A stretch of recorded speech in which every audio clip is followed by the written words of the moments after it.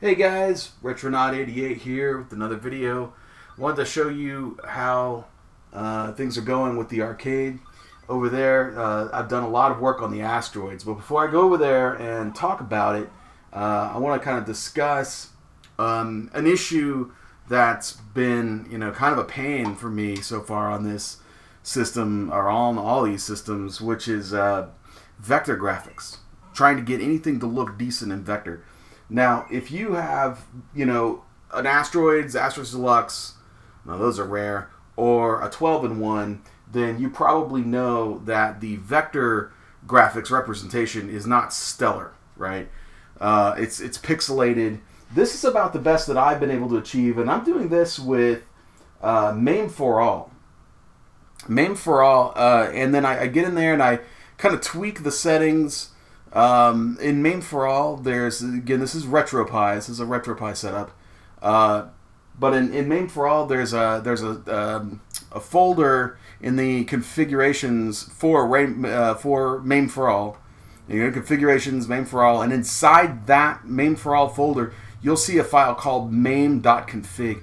That is where you go to set up your vector graphics, and there's a place to actually set the vector resolution, and you'll see it at, I think the default is 640 by 480. I set mine to the native resolution of the monitor that comes with the Arcade 1-Up, and that native resolution is 1024 by 1280. So what I'm doing is I'm actually running this at 1024 by 1280 resolution.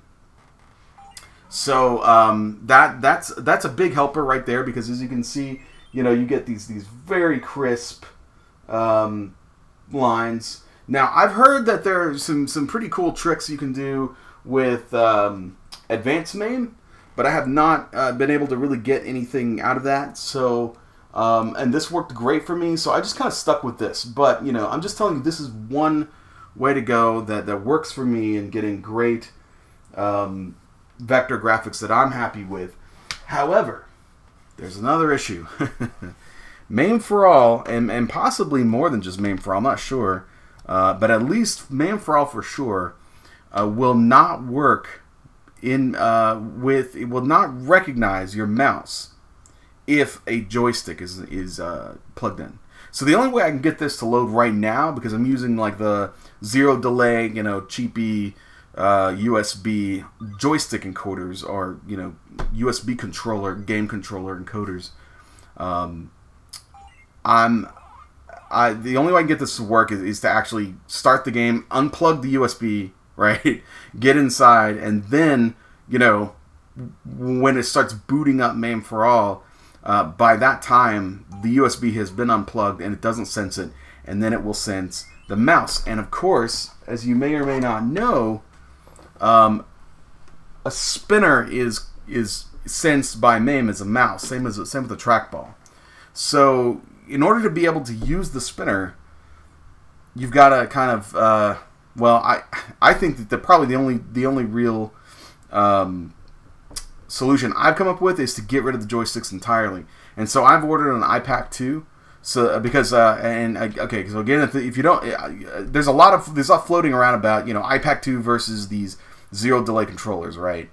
Now, which one is really worth getting an iPac 2? Can I just get these cheap USB? Well, yes, I think it's fine. I don't see any problem with using the cheap encoders, except that they are not detected the same as an iPac. An iPac is detected as a keyboard.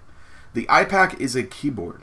Okay, the zero delay encoder boards, the cheap stuff that we've been seeing all over eBay and Amazon, those are joystick encoders. Okay, so that's two different things. I have basically found a use case here where joystick encoders are not working for me, and I'll show you what I mean. So I'm just using a keyboard right now to show you some gameplay, but I'm gonna go ahead and start this up, and you can see me here using the wheel, right? And I have to use the joystick. I'm sorry, I have to use the keyboard for the buttons, But you're going to get a good look here at what the gameplay looks like with this wheel. Now, this is the Turbo Twist 2 I showed you on a previous video. I'm using the knob that it's slightly different. It's actually raised up a bit. A lot of people have asked, does it fit well, you know, on top of the plastic? And the answer is yes, it does. In fact, if you're like me, when you drill a hole for your unit, you'll probably drill one size hole straight through the plastic, not like these, you know, plastic overlays are designed where the hole for the button is bigger than the hole that it goes down to. So it'll sit right on top of the plastic. So that's not really something you're going to have to worry about anyway, unless you do what I did here, which is just install it straight into one of the push button holes. But I just did that for testing purposes. When I put it on my Asteroids, I'm going to drill a special hole opposite the side that has the hole already. So one thing is that now watch as I rotate it very slowly. It's very, very sensitive. Like I can rotate it slowly and get great, you know, slow sensitive movement. But I can also whip them around, you know. Now, one thing I will say though is if you just give this thing a good whirl and leave it going for a while, and let's get back to let's go into the Novus. Watch that, and now watch this. I stopped it, and I'm still going. So that is a problem. And I've heard that one of the issues is that it can't send that data over the USB fast enough, and that I've heard theories that if you could just do a USB 3 cord, that it would be much better. I don't know how much truth there is to that, but you know, like I said, that looks terrible when you see that, right? But when you're just playing, like watch, and I'm actually whipping this around much faster than I would normally. But normally, watch, see, I'm like gonna whip it around. It's really not that bad. It only does that when you go crazy and like spin it like, you know, like nuts. I mean, you'd never spin it that much while you're playing. That's just not realistic. So I have no problem with it whatsoever. I think it has great responsiveness and feels fantastic. But that is just a limitation I have noticed, is that it will buffer those spins, and it will be still picking up on them because it's just a bottleneck and sending it to the board apparently. But if you don't spin it too fast, you don't really see that. You know, like if I just spin it like this and then I stop it, like say it just stops. So it really it has more to do with spinning it way too fast, like that. I mean, I've spun it way too fast, and you wouldn't normally do that while you're playing a game. You would just, you know, go around like this, right? And that's fine. Whip, whip, whip, whip. So I like it. I think it's fine, but you are not going to get this thing to work with the joystick encoder. So that's a big problem. And that is why I would recommend, and I haven't got my iPack in yet, so I don't know. This is just a theory so far that will fix it. But I think that's probably the way to go. And I will let you know when I get mine how that worked out, how that panned out, and if that ended up being a solution or not. Okay, so you know, of course, he's the Pac-Man, which has the 4-directional leaf joystick. That guy is basically done. And then I have gotten a lot done on the Asteroids. The Asteroids, kind of under the weather right now, but I honestly didn't get much of anything done today. Just not feeling too hot, but I have gotten a lot of done here toward the end of the week on the Asteroids. I got the panel, the deck protector installed, right? So I now have a deck protector on here, and the art, actually I really like the art that came with it. It's a little bit more muted color, and it's nice. I think it's really nice. Here's the joystick, of course, and then the black buttons, which are actually clicky buttons. These actually came out of an iCade, the iPad like iCade. But again, you know, look at the difference here in the vector art compared to if you have one of these at home and have seen what the vector art looks like. This is a really, really sharp line that this thing is capable of. It's pretty amazing. Get it really close in there so you can kind of see the lines there. You know what it's doing? It's focusing on the background, or it's focusing on what's in the reflection there. But yeah, there we go. There we go. I mean, there is no pixelization. It is just fantastic. It is so smooth. So I am really, really happy with the look of the vector. Like I said, I just have to get that spinner to work, and I don't have a an amp in here yet. So right now, this game is purely like unamplified sound coming from here. One thing I will point out though is that once I put the deck protector on, this joystick's dust washer is just a little bit too small to go on top of the extra large hole that they cut into these.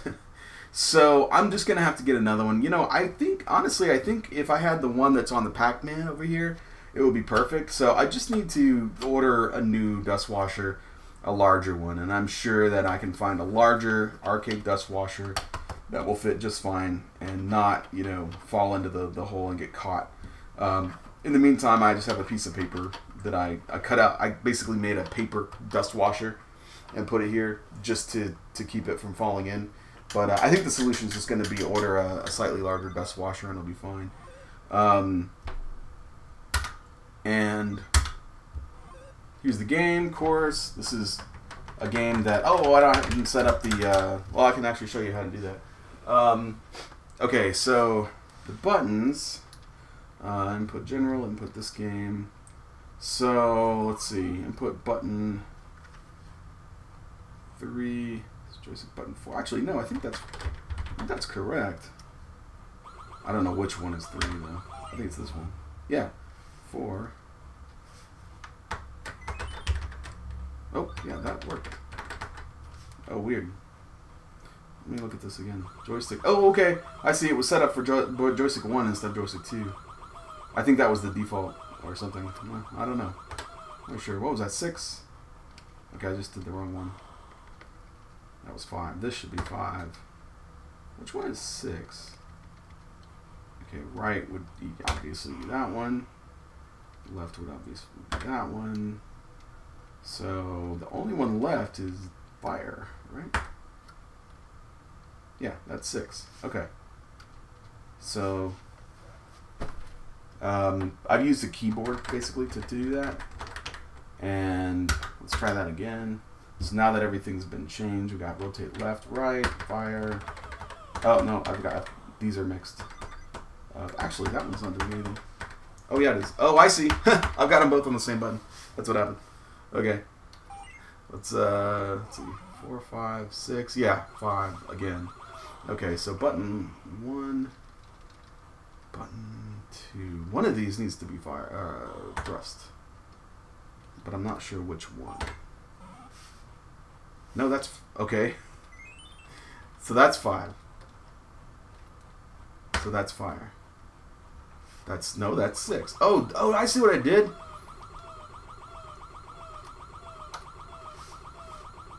You guys probably saw that, but I didn't. I set it up for diagnostic setup instead of fire. Okay, now let's see if this is switched. It's not. It's perfect. Okay, there we go. So, now that the game is over, let's start a new game. So, this is, this is Asteroids with super nice vector graphics going on here. And of course, this is one of the games that does not require the spinner, so I can kind of show it off at least.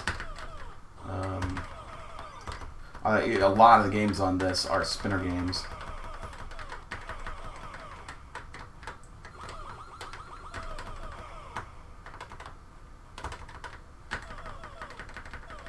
So there's that. And then let's go back out to the menu and I'll show you. This is what I did on this one is I've got a lot of games that kind of fit this cabinet, right? Some of them are just experimental. Like I want to see how 720 plays with the spinner. Of course, we've got Arkanoid, you know, and then I have some games that are, let's see, that's spinner game. Asteroids is actually a kind of, I don't think it's yeah, it was Atari, so technically a sequel, I guess, to Asteroids that was later and had really nice graphics and did use a spinner, unlike the original Asteroids. So I'll check that out. And then some of these, the spinner game, you know, and then I've got these games that are just vector games because I thought this would also make a great cabinet specifically for vector games. And then I've got games like this that fall into the, you know, spinner with joystick category. And so Discs of Tron will work with the same principle as the original arcade, which is that you've got a big joystick, and then you've got a spinner, and then you've got, you know, fire button on the joystick.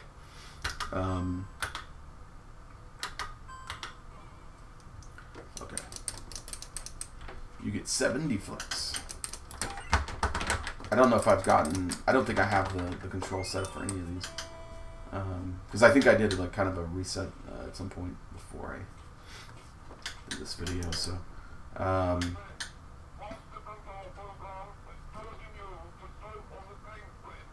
Okay. Now, interesting enough, there's one of these buttons is actually moving this, but none of them are making it move around. So, again, you know, we would just go in here and put this game. This would be annoying if I had a ton of games on here, but I don't. I really don't. I have a few games that are specifically games that... oh, I see. So this is joystick 1. I think this was detected as joystick 2 at some point. So I may have to look at that. It may be that I unplugged everything and played. I don't know. I'm not sure what happened there. I have heard weird things about these things switching, so that may have something to do with it. But button 2, I guess there, and button 1 we'll do on the trigger, and then dial. I guess we'll do. Let's just try this because that would let me actually play it before I get the spinner. Although I have no idea how well that's going to work. Okay, let's get out of there. Put some coins in. Squeeze trigger. That's more like it. Skip. Okay. Let's see how this works.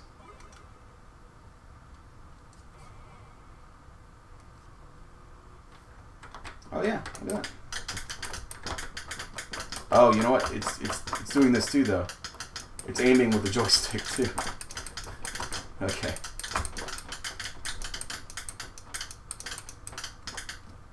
He's running and aiming with the joystick. Now, the first time I tested this, I did not have that problem, so I think it's probably just, let's see, aim up, aim down, track. Okay, track Y, up or down.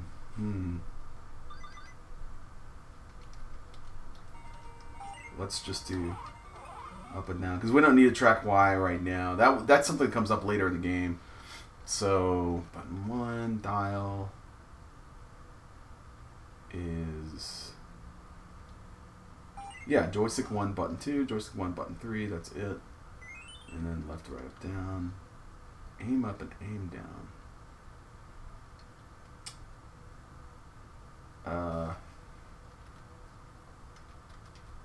Let's just get those off of something else. But I don't. Yeah, I don't see the I don't see the joystick axes listed anywhere else. So I wonder if that's something that will go away when I get the iPack installed. Because with the iPack, you don't have any joystick anything. It's just left, right, up, down. And all these emulators were really made originally with that in mind.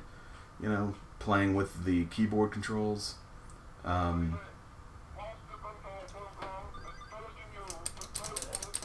forgot about the skipping.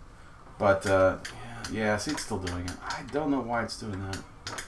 It does it much faster, too. So, that is something that I'll be excited to see, how not having a joystick controller anymore affects that with the iPack. Of course, with the iPack, I don't have to worry about it detecting this as joystick 1, joystick 2. It's just going to be key, presses will be detected as certain actions, and that's it, So, oh right, that's button 2. Okay, I forgot what button 2 did. No, okay. So, there's that. Scutron. Forgotten Worlds is another one that works that way. And all of those are going to be really fun to test out. Now, this one, Mad Planets, is going to be awesome. I cannot wait to get into Mad Planets, because this is a game that utilizes the joystick and spinner combination. Oh yeah, just like Tron does. Okay, so let's see. Select. Let's see, dial. No, we're not gonna do anything. Oh, wait a minute. Joystick 1. No, that's interesting.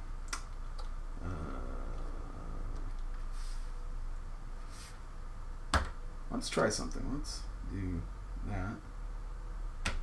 Yeah. And that. Right. And then up, down, left, and right will be just up, down, up. Oops.